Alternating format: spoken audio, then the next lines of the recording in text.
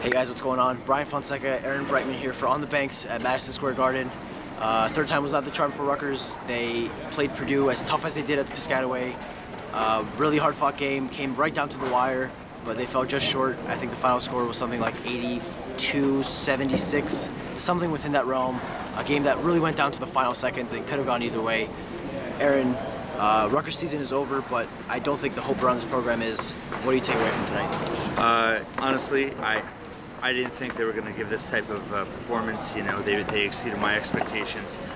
Listen, Purdue's a Final Four potential team, and they played like it tonight. I mean, Purdue hit big shot after big shot, and you know, to see Rutgers just keep battling, had an answer for almost every shot. You know, see Geo Baker have the type of game he had. I mean, if you're not excited about the rest of his career, you know, and it really was a true handoff, you know, from Mike Williams, and potentially, if this is Corey's last game, for Baker to have the type of game he did, it was really incredible. You know, to see Mike Williams lead the team in rebounds, so appropriate for the end of his career. It was an emotional night to see him in the locker room, to talk to Pikel about him. But just the heart of this team. I mean, I think that these last 3 days define the season. I think that everyone was disappointed after the 13 and 18 regular season. I think a big part of that disappointment was that this team exceeded expectations in year one. I really didn't think that year two was a step back. I think it was just a leveling out. But I think these last 3 days have given this program a ton of energy and momentum. I think it's going to help Pikel tremendously on the recruiting trail. It's going to give him a sizable chip to really sell, and just the experience. I mean, us being here at the Garden, to hear this place come alive, and to see the perception change. You know, the Northwestern site just tweeted at us, you know, how much respect they have for Rutgers now. I mean, if you would have told me that a week ago, I would have said no way. So just in terms of all the stuff that we hear throughout the season from other Big Ten fan bases and sites, you know, to see that perception change, to hear the Garden tonight, you know, down the stretch with just everyone chanting for Rutgers, and the energy that was in this place, you know, following this program for, you know, 3 decades now, and being, you know, you and I were at the Fordham game last year. I think there were like 2,000 fans here. If that. You know, and to go from that last year to go to this tonight, you know, that alone shows how much progress is made in such a short time. And I think, you know, listen, they were talent deficient, but the way this team responded, the way this team fought and came back this week, I think if you don't believe in Steve Pikel as the head coach of this program, then, you know, I don't know what to tell you, because that's culture. And these guys overachieved for 3 days, and they made a huge statement. And obviously their season's over, but when this Big Ten tournament's said and done, they're one of the stories of the tournament.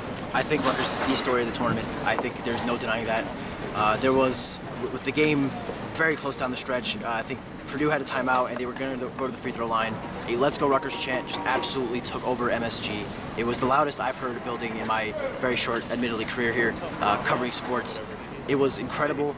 And if you go on Twitter during a game, you see these national reporters, you see guys from The Athletic, from Yahoo, from ESPN, tweeting about Rutgers. The perception nationally is changing. And I think that people who follow this program also had some perception change, because there were a lot of fans telling me that they felt like this was a step back, or at least not a step forward, because they looked at the schedule, they looked at the results, and they saw blowouts and the same record at the end of the regular season. But I think while the lows were roughly the same lows, there were a lot of lows this season. Let's not get that mistaken. There were some really bad games, but the highs were unquestionably higher than they were in year one. The Seton Hall win, Michigan State tough, Purdue tough twice, especially tonight. Aaron, you mentioned it. Rutgers played great defense, but sometimes great offense just beats great defense. Yep. I don't think there was a better way Carson Edwards and Vince Edwards could have played tonight. Carson Edwards hit tough shot after tough shot with a Rutgers defender in his grill. Rutgers truthfully cannot have done much better. I'm grasping at straws here to try to find something for them to build on. As you mentioned, Mike Williams tweaks his ankle right about here, very early in the first half, gets on the sideline, gets a little massage from the trainer Rich, and hops right back in. He said he told me he was playing in a lot of pain, but he knew that this could have been his last game, and he did not want to go out on the bench. As you said, he led the team in rebounds. He got a key steal. He got a key outlet pass. He did everything he could. He did miss a shot at the end, but I mean, that's just asking for a perfect game. He played as well as he could. This was Gio Baker's coming out party. With Mike leaving, he's passing the torch over to Gio. He didn't say that, Mike didn't say that per se, but that's what it really felt like. It felt like Mike is leaving this program in really good hands. If you look at where this program was when he came here and where he's leaving it, I think there's no doubt Rutgers has taken massive steps forward. And like I tweeted, when Rutgers was tied 56-all with 4 minutes to play, if you don't see progress in this program, I don't know what to tell you. There is no other way to show progress than what happened tonight. Another sign that I think shows progress is in talking to Gio Baker, Mike Williams after the game. You know, they were upset in regards to they felt they should have won the game. It wasn't about, you know, it was a feel-good story and, you know, yeah, they gave it a good fight, but they fell short. You know, they felt like they should have won the game. And I think that ties into culture and just ties into mindset. That this team, you know, listen, they truly believe, and tonight showed it again, that they can play with anybody. And the other games this year, you know, Florida State, Michigan State, Purdue, you know, going wire to wire. I mean, I think at the half, right, Rutgers was up 3, and Purdue started the second half on an 11-0 run. How many times have we seen Rutgers just collapse at that point? You know, and they were down 8 and no momentum, and hey, they kept fighting, and the game was tied, you know, late in the game. So I think those are the types of little steps that you see along the way that is how a program changes. And I think that we saw a lot of those. I think that they're more subtle. Obviously, you know, you're not seeing, I understand, you know, we didn't break Rutgers didn't break the losing streak, 12 years of losing seasons. But hey, they equaled the win total last year, 15 wins back to back. You know, it's been a while since they've done that. You know, Mike Rice did that 5, 6, 7 years ago. But you know, listen, you gotta baby steps, right? You have to achieve one thing before you get to the next. And I think you know, this program definitely you know, did some great things this year. I think that it's a disappointing end, but a hopeful end as well. And I think that there's a lot of things for this program to build off of. And I think, again, just to see these last 3 days, to see how Rutgers fans responded, to see how non-Rutgers fans responded, and see how this team played. I mean, listen, night 3, not many teams ever have to play 3 games in a row, and to play the type of team they did tonight, you know, and just talking to someone like Jerry Carino, you know, how impressed he was with how well this team played. You know, you can't really be upset with how this ended. You know, and I just feel fortunate that we were here to see it, and it's been a great experience. This definitely feels like a moment. It feels like, I know that that's been said many times before, but it feels like in a couple of years, if Rutgers does continue with this progress and they reach a point where they can make an NIT, where they can be on the bubble in 6, 7, 8 years. Because let me make that very clear. I think any fan expecting this team to be on the bubble next year or a lock for the NIT is asking a lot. Rutgers is losing 4 guys guaranteed. They might lose 2 or 3 additional ones. We don't know how that's going to work. And we don't know you can't expect, you know, Montez Mathis is a big-time recruit, but you can't expect him to come and be the savior of the program, because that's what happened with Corey Sanders, and it took him 3 years to really live up to the potential as he did here tonight. You want a Gatorade? But when you look back in the future, if Rutgers ever reaches the point where this build is complete, this feels like the first real big step that we look back on and say, that was the moment we knew that this could happen.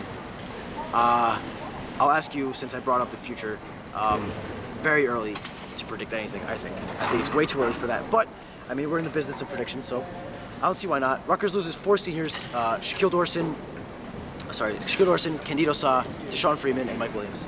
Well, Dorson has 1 year of eligibility My left. mistake. Candido Sa, Deshaun Freeman, Mike Williams, and Jake Danica. Yes. I don't know why.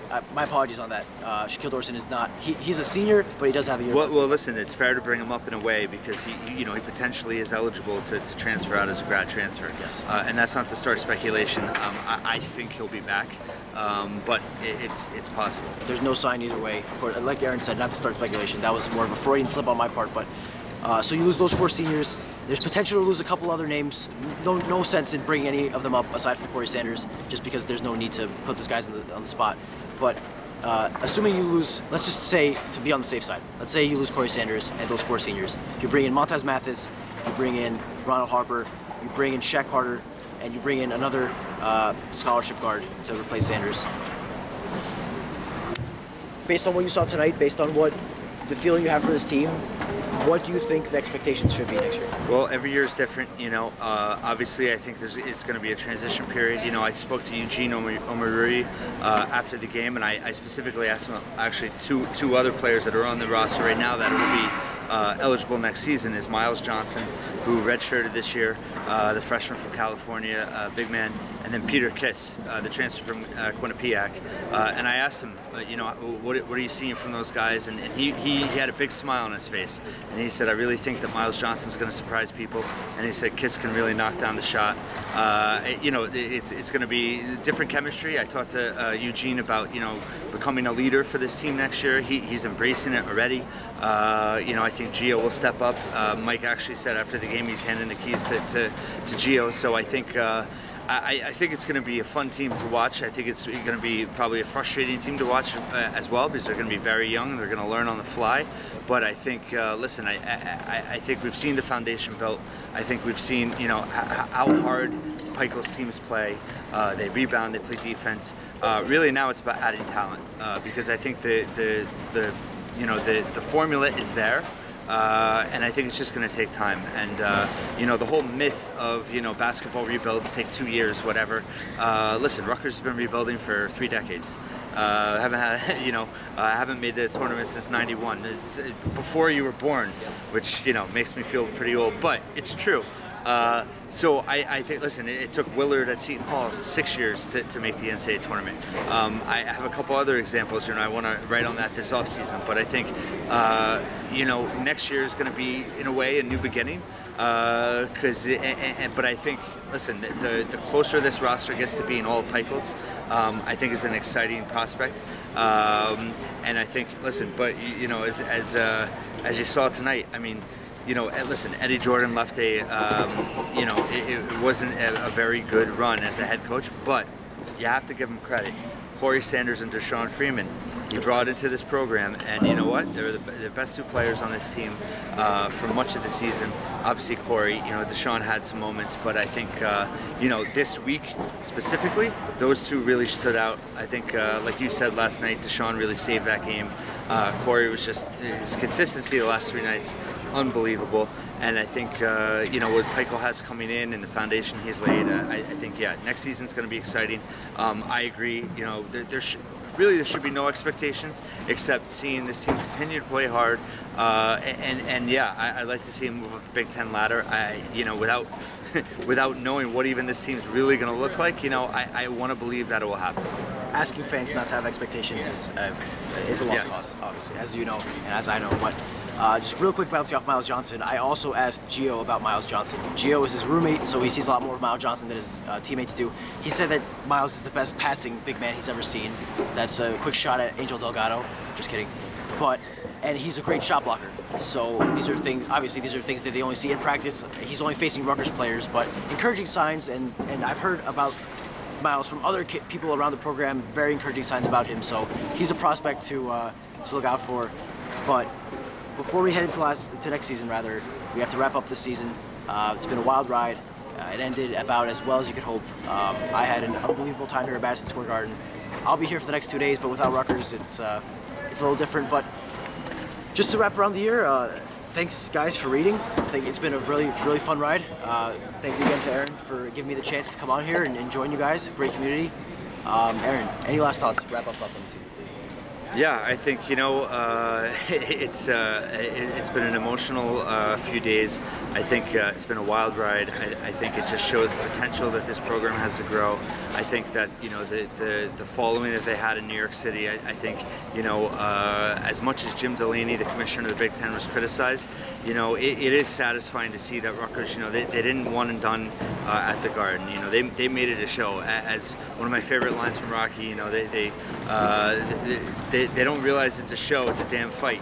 Rutgers fought, and to see them do that at the Garden, I think that they made it their tournament as much as they could, and I think the future's bright. And if you just go back, listen, the Fred Hill era, the way the Mike Rice scandal ended, Eddie Jordan. I mean, these are good times. These are good times, and I really believe better days are ahead. And I think Pikel's in it for the long term. And I think that patience is needed, obviously. But yeah, in terms of this season, I think at the beginning of the season, if you said, listen, they're going to fight Purdue tooth and nail and lose in the Big Ten quarters, everybody would have signed up for that. So I think some good things happened, and a lot more has to happen. I think, like you said, you have to have balanced expectations. Be happy in what happened, but also be patient in what's ahead. And listen, there's going to be maddening losses still ahead. That's what a rebuild's about. But Pikel has that experience, and I think that his confidence and the way in which he just leads this program, I think. I've said it before, I've written it many times, but I think that the program's in really good hands. And just on a personal note, I wanted to thank Brian. You've been amazing the last few months, and it's been great to have you on the team. And talk about a rising star. I think you're on to bigger and better things in your career. And just don't forget me when we're hopefully at a Big Ten tournament down the road, and you're ready for some national publication. And I'm like, don't forget the Rutgers guy. So, No, and lastly, on a personal note, I just wanted to thank my wife, who's home, 7 months pregnant. We had a little bit of a flooding issue during the storm tonight. I was on the phone with her before the game, and I almost left, but she made me stay. So I just want to thank her for being so supportive. I've amongst my career, following this team and covering it the way I do, and the site, it really is a labor of love, and she's so supportive of me. So thank you, Karen. Thank you, Mrs. Brightman. Thank you, readers, for reading, for following, for commenting, for talking to us. This job wouldn't be half as fun without you guys. Genuinely, thank you so much. I hope you guys continue following. Thank you to the 4 seniors who gave everything they had to this program. Thank you, Mike Williams. Thank you to Sean Freeman. Thank you, Jake Datica, and thank you, Candido Saw. We'll be around in the off season. Trust me. You're going to see us before November, but until then, I'm Brian Fonseca. This is Aaron Brightman from Madison Square Garden. Take care, guys, and have a good night. Keep up the fight.